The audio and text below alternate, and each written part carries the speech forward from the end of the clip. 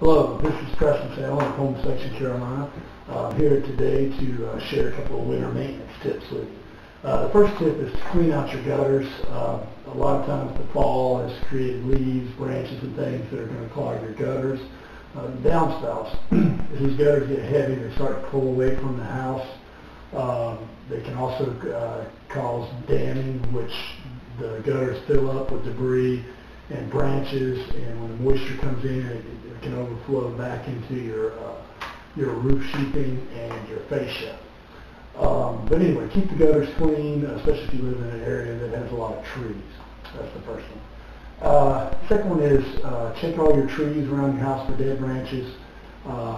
Every year you need to trim back your trees that have dead branches. They're going to fall. Make sure that they don't fall on the roof. The next winter maintenance tip is to check around your handrails of around your front porch. Make sure they're not loose. Make sure you don't have any loose bricks. And here's another little tip.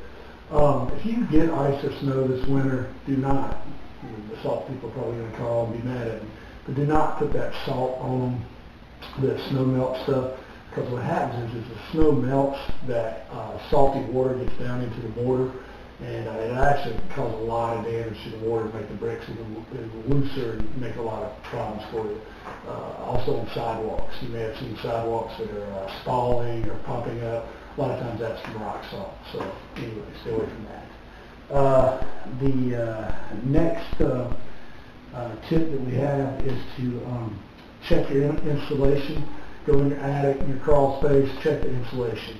A lot of times when people add ceiling fans or lights, they'll move the insulation away to install it, but they never do put it back. You'd like to have R30 in the roof, in the attic and in the crawl space, at least R19 on in the walls.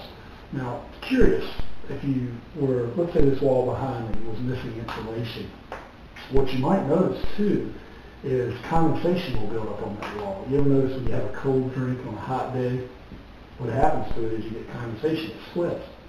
Well, right now it's wintertime, it's about 22 degrees outside. If that wall didn't have insulation, the moisture in the house would condensate on it. That's why a lot of times you see condensation build up on the windows, and you actually have kind of a mildewy on the windows, because windows get very cold. But a lot of times people have some mildew problems. They don't realize it when they go to research it. They find out that they don't have any insulation on that wall. The wall's getting very cold, and it's actually attracting the moisture.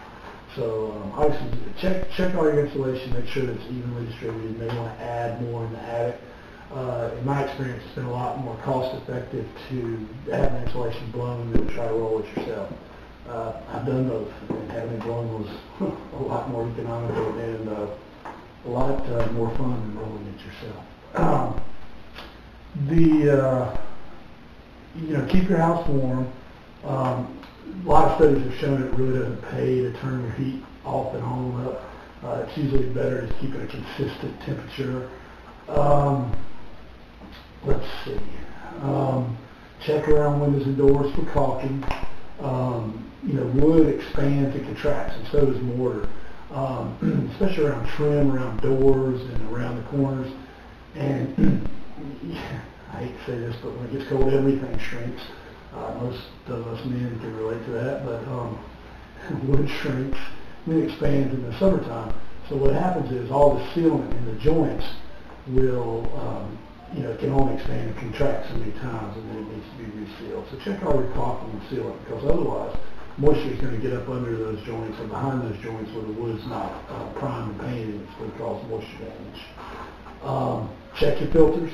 You need to check your filters. If you've got dirty filters, it's going to make your system a lot less efficient.